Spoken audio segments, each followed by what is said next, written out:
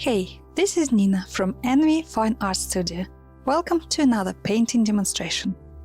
If you ever wanted to paint a portrait and was always overwhelmed to attempt one, this video will hopefully help you to ignore your fears and give it a go. I myself haven't done a portrait in a while. My typical subject is a landscape or a still composition, but as always, using watercolor for painting a portrait is no different to painting anything else.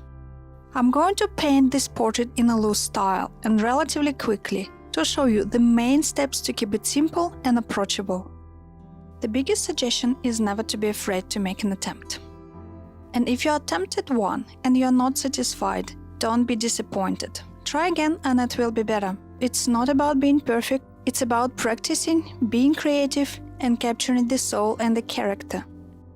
First of all, if you're just starting, you don't have to sketch the portrait. You can just trace it from a photograph. Sketching a portrait is probably the hardest part that can make or break it, as you have to think about proportions, alignments, mimics and specific characteristics of a person. But even if you're tracing, it's important to make an emphasis on the main features of the face and trace it a bit darker. Eyes, bridge of the nose, corners of the lips, darkest points of the eyebrows. Also think about what is highlighted and what is in shadow, what can be connected in your washes and what can be separated. When the sketch is done, I quickly go over with a kneadable eraser and lighten all the secondary lines. Then I prewet the skin area and get ready with my skin colors. I mix very watery lightest value warm tones in one tray and cool tones for the shadows in another. I also premix a slightly cooler warm in the top little tray, just in case I needed it. I do all this preparation so I can make my first wash in one go. Otherwise, I can potentially end up with some dried out patches and unwanted hard edges while mixing my colors. First, I go over the whole skin area except the neck with my warm wash. Next, I drop a bit of cool on the neck where the shadow is. After that, I add a bit of light red into the mix and go over the areas that are not highlighted. Under the tip of the nose, side of the cheeks, bottom of the chin, and also drop a bit of cool in the shadows. After that, I dry my brush and go over areas that are highlighted to lift a bit of paint. The portrait looks instantly more three-dimensional, and this gives me the pathway where to develop the shadows.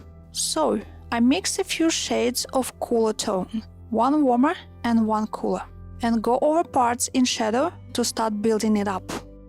Also, I add blue to the eyes. If I leave it white, it will stand out too much. First wash is done. While it's drying, I'm jumping to the hair.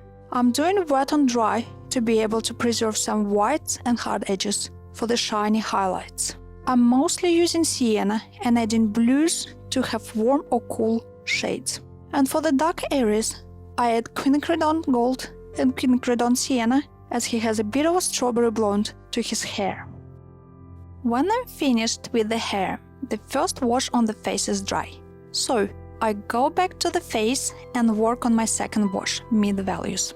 I clean my palette and premix warmer and cooler skin tones. I start with the eyes and nose. These are connected shapes, so paint them together without any obvious separation. Also, when I paint my mid values, the only thing I think about is it cool or warm shadow, and drop in this tone. If I think it's too dark or I want to remove the edge, I soften it with a clean damp brush.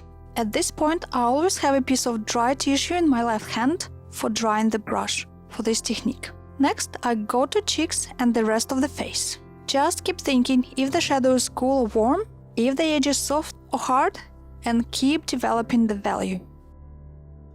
With the lips, don't make them perfect. They will look more natural if some parts are washed out, and color is just slightly redder than the skin tone. Same with the eyes. Don't make them perfectly shaped and separated from the rest of the face.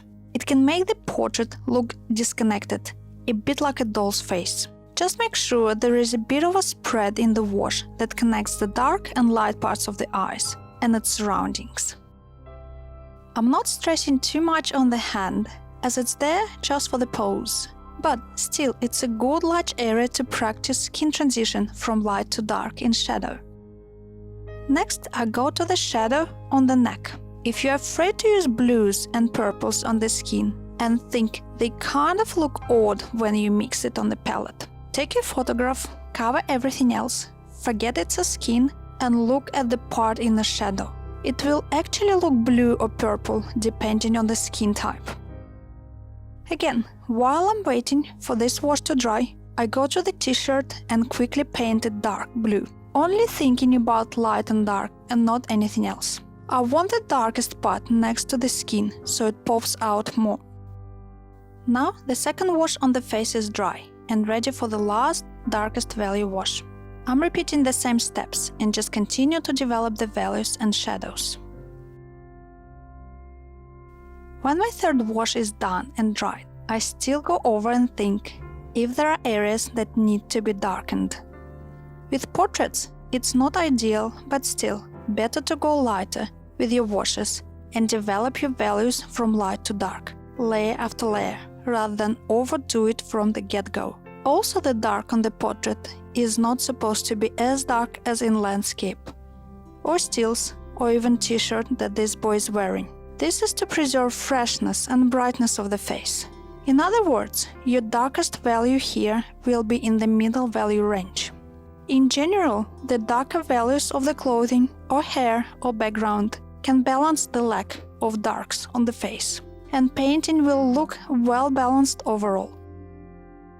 Here we have the finished painting of this beautiful boy. I hope you enjoyed the painting and the process as much as I did. If so, please like and subscribe, and I'll see you in my next video.